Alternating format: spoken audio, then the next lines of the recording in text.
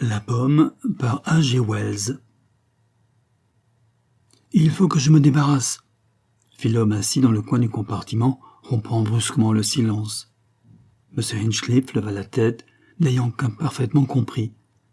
Il avait été jusqu'ici perdu dans la contemplation de sa cape d'étudiant liée par un cordon au poignet de sa valise, signe extérieur et visible de sa position pédagogique récemment obtenue.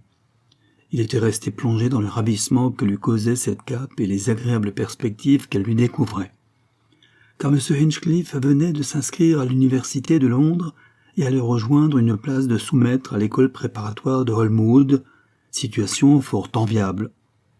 Il regarda avec étonnement son compagnon de voyage à l'autre bout du compartiment. « Pourquoi ne pas la donner ?» disait ce personnage. « La donner, pourquoi pas ?» C'était un homme de haute taille, au teint mat et hâlé. Il avait les bras nerveusement croisés sur la poitrine et il avait posé les pieds sur la banquette qui lui faisait face. Il se mit à tirer sa moustache noire et très longue, les yeux fixés sur le bout de ses bottines. « Pourquoi pas ?» dit-il encore. Monsieur Hinchcliffe toussa. L'étranger leva les yeux.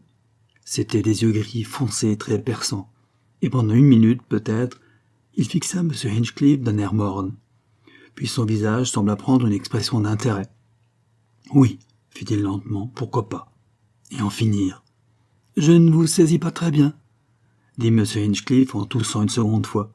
« Vous ne me suivez pas très bien, » répliqua mécaniquement l'étranger, tandis que ses yeux bizarres erraient de M. Hinchcliffe à la valise, d'où pendait avec ostentation la cape et revenaient à la figure duveteuse de M. Hinchcliffe.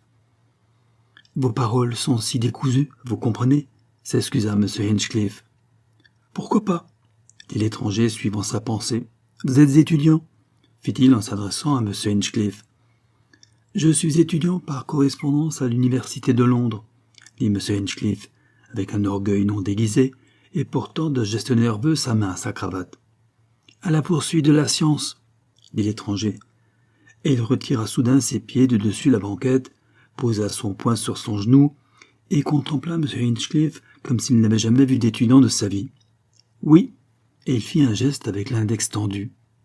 Puis il se leva, prit dans le filet un sac de cuir qu'il ouvrit.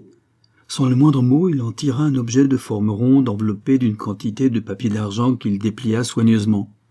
Il tendit la chose à M. Hinchcliffe. C'était un petit fruit d'un jaune doré et très doux au toucher. M. Hinchcliffe demeura un instant la bouche et les yeux grands ouverts. Il n'essaya pas de prendre cet objet, même si on le lui offrait pour qu'il le prît. « Ceci, » dit le fantastique étranger en articulant très lentement, « est la pomme de l'arbre de la connaissance. Regardez-la, petite, brillante, merveilleuse, la connaissance, et je vais vous la donner. » L'esprit de M. Hinchcliffe eut 1 minute de pénible effort, puis l'explication évidente, fou, traversa son cerveau et éclaira toute la situation, un fou, d'humeur joyeuse. Il pencha un peu la tête. « La pomme de l'arbre de la connaissance, hein ?» dit M. Hinchcliffe, regardant le fruit, feignant un air d'extrême intérêt, et reportant ensuite ses regards sur son interlocuteur. « Mais pourquoi ne le mangez-vous pas vous-même ? Et d'ailleurs, comment est-il venu en votre possession ? Elle ne se flétrit jamais. Il y a 3 mois que je la possède et elle est toujours brillante et lisse et mûre et désirable comme vous la voyez. » Il posa sa main sur son genou et considéra la pomme d'un air rêveur. Puis il se mit à l'envelopper de nouveau dans ses papiers comme s'il avait modifié son intention de la donner. « Mais comment l'avez-vous obtenue ?» demanda M. Hinchcliffe, qui avait l'esprit argumentatif. « Et comment savez-vous que c'est le fruit de l'arbre ?»« J'ai acheté ce fruit, » dit l'étranger, « il y a 3 mois, pour une gorgée d'eau et une croûte de pain. L'homme qui me la céda, parce que mes soins lui avaient conservé la vie, était arménien. L'Arménie, cette contrée merveilleuse, la première de toutes les contrées, où l'arche de Noé est restée, jusqu'à ce jour, ensevelie dans les glaciers du mont Ararat. Cet homme, dis-je, fuyant avec d'autres devant les Kurdes qui les avaient surpris, parvint en des endroits déserts dans des montagnes, en des endroits que nul au monde ne connaît. Fuyant devant ceux qui les poursuivaient, ils arrivèrent sur un haut plateau entre les pics des montagnes. Il y croissait une herbe verte, dont les brins étaient comme des lames, qui coupaient et déchiraient impitoyablement tous ceux qui s'aventuraient à les traverser. Les Kurdes étaient à leur trousse, et il ne leur restait d'autre chance de salut que de s'enfoncer dans ces herbes, et le pire fut que les sentiers qu'ils tracèrent au prix de leur sang servirent aux Kurdes pour les suivre. Tous les fugitifs furent tués, sauf cet Arménien et un autre. Il entendit les cris et les gémissements de ses compagnons et le bruissement des herbes autour de ceux qui les poursuivaient, car ces herbes s'élevaient presque à hauteur d'homme. Il entendit des appels et des imprécations, et quand enfin il s'arrêta, tout était silencieux. Il poussa de l'avant quand même sans comprendre, déchiré et sanglant, jusqu'à ce qu'il arrivât à une muraille de rochers au-dessous d'un précipice, d'où il vit, derrière lui, les herbes en feu, et les fumées s'élevaient comme un voile entre lui et ses ennemis. L'étranger s'arrêta. « Oui, » dit M. Hinchcliffe, et puis... Il se trouvait donc là, tout blessé et déchiré par les herbes tranchantes, les rochers brûlants sous les rayons du soleil, et la fumée de l'incendie s'avançant vers lui. Il n'osa pas y rester. Peu lui importait la mort, mais la torture. Au loin, par-delà la fumée, il entendit des clameurs et des plaintes. Des femmes criaient. Il se mit à escalader une gorge, dans les rochers entre lesquels poussaient des buissons aux branches sèches, qui sortaient comme des épines entre les feuilles, et il se cacha dans une sorte d'excavation. Il rencontra là son compagnon, un berger qui avait aussi échappé au massacre. Estimant peu de chose le froid, la faim et la soif, à côté de la cruauté des Kurdes, ils continuèrent à escalader les hauteurs parmi les neiges et les glaces. Ils errèrent ainsi pendant 3 longs jours. Le 3e jour, ils eurent une vision. Je crois que les gens affamés ont souvent des visions, mais dans le cas présent, nous avons ce fruit. Il leva dans sa main le fruit enveloppé d'argent. J'ai entendu ce récit de la bouche d'autres montagnards qui savaient la légende. C'était le soir, à l'heure où le nombre des étoiles augmente. Ils descendaient une pente de roc lisse qui menait vers une immense vallée sombre dans laquelle croissaient des arbres bizarrement tordus, et de ces arbres pendaient de petits globes phosphorescents comme des vers luisants, étranges lumières rondes et jaunes. Soudain, la vallée s'éclaira au loin, tout au loin d'une flamme dorée qui s'avançait lentement, faisant paraître les arbres rabougris aussi noirs que la nuit, et jetant sur les pentes et les contours des choses des reflets d'or.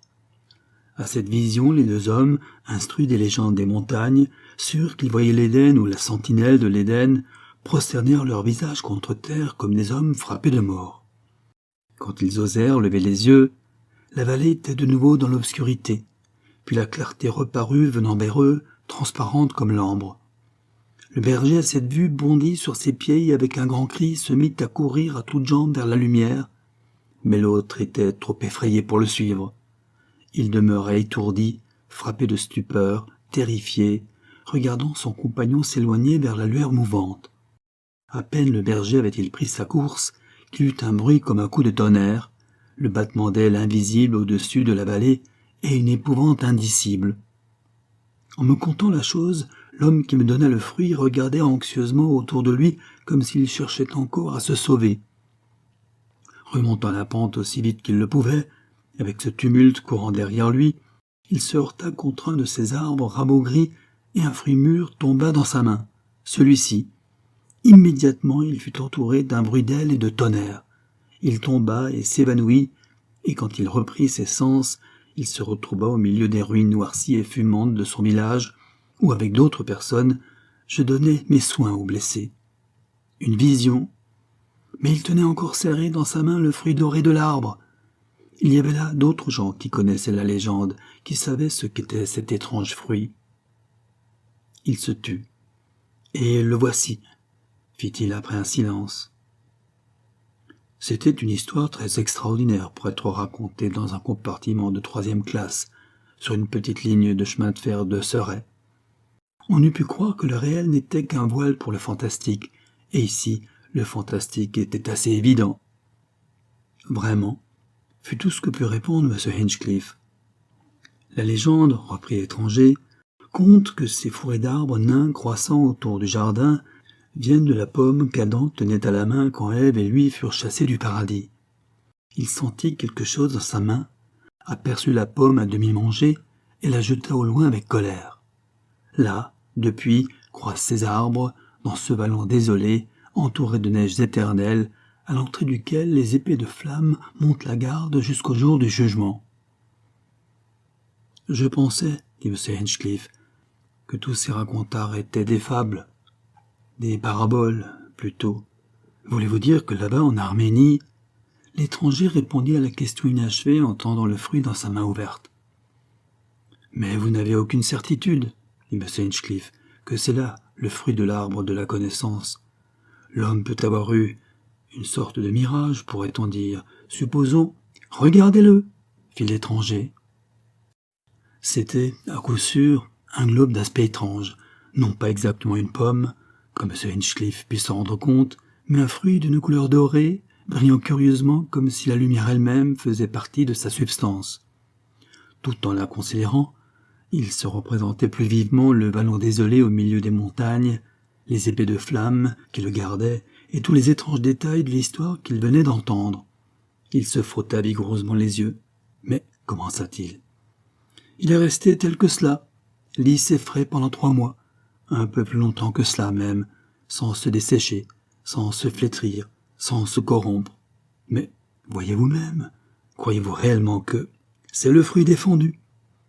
Il n'y avait pas moyen de se méprendre sur la sincérité du ton et sur la parfaite lucidité d'esprit de l'homme. Le fruit de la connaissance, dit-il. Bien, admettons-le, dit M. Hinchcliffe, après une pause et les yeux toujours fixés sur le fruit. Mais après tout, continua-t-il, ce n'est pas mon genre de connaissance, le genre de science qu'il me faut acquérir. D'ailleurs, Adam et Ève l'ont déjà mangé. Nous avons hérité de leur péché et non de leur connaissance, répliqua l'étranger. Si nous y goûtions maintenant, tout serait de nouveau clair et pur. Nous verrions au fond de toute chose. Nous comprendrions les plus secrètes significations. Pourquoi ne le mangez-vous pas alors? Questionna M. Hinchcliffe, soudainement inspiré. C'est dans cette intention que je l'avais pris, dit l'étranger. L'homme est déchu. Seulement manger à nouveau le fruit pourrait difficilement... Savoir, c'est pouvoir, dit M. Hinchcliffe. Mais est-ce le bonheur? Je suis plus vieux que vous. J'ai plus que 2 fois votre âge. Maintes et maintes fois j'ai tenu ceci dans ma main, et chaque fois le cœur m'a manqué à la pensée de tout ce qu'on pourrait savoir, à cette redoutable lucidité. Supposez que tout à coup le monde entier vous devienne impitoyablement clair. Cela, je pense, serait en somme un grand avantage, assura M. Hinchcliffe. Supposez que vous puissiez voir dans les cœurs et les esprits de ceux qui vous entourent, dans les recoins les plus secrets, des gens que vous aimez, à l'amour de qui vous tenez. On trouverait bien vite la comédie, dit M. Hinchcliffe, grandement frappé par cette idée. Et chose pire, se connaître soi-même, dépouillé de ses plus intimes illusions, se voir soi-même à sa place. Voilà tout ce que les désirs et les faiblesses nous ont empêchés de faire, sans la moindre indulgente atténuation. Mais cela serait une chose excellente. Connais-toi toi-même, vous souvenez-vous? Vous êtes jeune, dit l'étranger. Si vous ne vous souciez pas de le manger et qu'il vous soit à charge, pourquoi ne le jetez-vous pas, tout simplement? Ici encore, sans doute, vous ne me comprendrez pas. Pour moi, je me demande comment on pourrait jeter une chose comme celle-là, brillante, merveilleuse. Une fois qu'on l'a, on est lié. Mais d'un autre côté, la donner à quelqu'un qui est soif de connaissance, qui n'éprouverait aucune terreur à la pensée de cette claire perception. D'ailleurs, risqua pensivement M. Hinchcliffe, ce peut être quelque fruit vénéneux. À ce moment, son œil aperçut par la fenêtre du compartiment quelque chose d'immobile, l'extrémité d'un grand écriteau blanc avec des lettres noires. M. Wood. À cette vue, il tressaillit. « Bon sang !» exclama-t-il. « Holmwood !» La réalité présente chassa soudain les imaginations mystiques auxquelles il s'était abandonné. Il ouvrit la portière, sa valise à la main. Déjà, le chef de train donnait le signal du départ.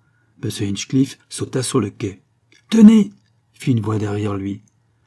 Il vit les yeux brillants et sombres de l'étranger et le fruit doré, velouté et tentant sur la main ouverte de l'homme. Il le prit instinctivement et le train s'ébranla. « Non !» cria l'étranger en faisant un geste comme pour le reprendre. « Attention !» cria un employé se précipitant pour fermer la portière. L'étranger, la tête et le bras passés à travers le carreau, cria quelque chose que Hinchcliffe ne comprit pas. Puis l'ombre du pont le cacha et en un clin d'œil il eut disparu. M. Hinchcliffe, abasourdi, et le fruit merveilleux dans la main, regardait le dernier wagon du train disparaître au tournant de la voie. L'espace d'1 minute, son esprit demeura confus, puis il se rendit compte que 2 ou 3 personnes sur lesquelles l'examinait avec intérêt. N'était-il pas le nouveau maître de l'école préparatoire, débutant dans ses fonctions? Il lui vint à l'idée que le fruit pouvait très bien leur paraître la naïve emplette d'une orange rafraîchissante. Cette pensée le fit rougir et il enfonça le fruit dans la poche de son veston où il fit une bosse ridicule. Mais il n'y avait pas moyen de le faire autrement. Et il se dirigea vers les gens qui l'observaient, essayant maladroitement de dissimuler son embarras. Il s'enquit du chemin qui devait le mener à l'école préparatoire et des moyens de faire porter sa valise et les 2 petites malles de fer qui étaient là-bas au bout du quai. Oh, l'ennui de s'occuper de ces détails vulgaires. On lui transporterait ses bagages sur une brouette pour 10 sous et il pouvait les précéder à pied. Il se figura surprendre une certaine ironie dans les voix de ses interlocuteurs. Il éprouvait un sentiment de gêne à la pensée de son aspect. Le ton de sincérité de son compagnon de voyage et le magique attrait de son récit avaient, pendant un instant, détourné le cours des pensées de M. Hinchcliffe. Tout cela s'était interposé comme un nuage lui dissimulant ses intérêts immédiats. Les flammes qui erraient çà et là, la préoccupation de sa position nouvelle et de l'impression qu'il lui fallait produire sur Holmwood, en général et l'école en particulier, reprit totalement possession et rasséréna son atmosphère mentale avant qu'il eût quitté la gare. Mais il est extraordinaire combien, pour un jeune homme sensé et endimanché, peut être gênant d'avoir en sus un fruit doux au toucher et délicatement doré, avec à peine 3 pouces de diamètre. Dans la poche de son veston noir, il faisait une bosse terrible gâtant complètement la ligne. Il rencontra une vieille petite dame en noir, dont le regard fut attiré immédiatement par l'excroissance de sa poche. Dans sa main gauche gantée, il tenait son autre gant et dans la droite sa canne, de sorte que porter ostensiblement le fruit lui était impossible. En un endroit où le chemin paraissait convenablement désert, il retira de sa poche l'encombrant objet et essaya de le mettre sous son chapeau. La pomme était juste un peu trop grosse. Le chapeau dansait d'une façon grotesque et au moment où il la retirait, un garçon boucher tourna le coin de la route avec sa voiture. « Sacrebleu !» exclama M. Hinchcliffe. Il l'aurait mangé incontinent, acquérant l'omniscience, mais il eût été si stupide d'entrer en ville en suçant un fruit juteux, car évidemment il devait l'être. Si l'un des élèves venait à passer, cela pourrait porter un sérieux dommage à son autorité d'être vu dans cette posture. Ou bien le jus pourrait lui poisser la figure et tacher ses manchettes. Ou bien encore, ce pouvait être un jus acide aussi fort que celui du citron et qui décolorerait ses vêtements. Puis au détour du chemin ensoleillé, il aperçut 2 jolies filles. Elles marchaient à petits pas vers la ville, bavardant, et à tout moment, elles pouvaient se retourner et dévisager derrière elles un jeune homme à la figure rouge et portant à la main une tomate jaune phosphorescente. Sûrement elles éclateraient de rire. « Flûte !» dit M. Hinchcliffe, et d'un geste rapide, il envoya le fruit encombrant par-dessus le mur de pierre d'un verger qui bordait la route. Au moment où la pomme disparut, il éprouva de cette perte un vague regret qui dura quelques secondes. Il reprit avec aisance sa canne et son gant et se mit à marcher droit et satisfait pour dépasser les jeunes filles. Mais dans les ténèbres de la nuit, M. Hinchcliffe eut un rêve. Il vit la vallée, les épées de flammes, les arbres rabougris, et il sut que c'était réellement le fruit de la connaissance qu'il avait si inconsidérément jeté. Et il s'éveilla, fort malheureux. Dans la matinée, son regret disparut, mais plus tard il revint le tourmenter, jamais néanmoins lorsqu'il était heureux ou très occupé. Enfin, par une nuit de lune, vers 11 heures, quand Holmwood fut endormi, ses regrets reparurent avec une force redoublée et avec eux la tentation de courir les aventures. Il se glissa hors de la maison, escalada le mur, gagna à travers la ville silencieuse le chemin de la gare et pénétra dans le verger où il avait jeté le fruit, mais il ne put rien trouver parmi l'herbe humide et les fragiles globes de pissenlit. Ainsi s'achève La pomme par H. G. Wells.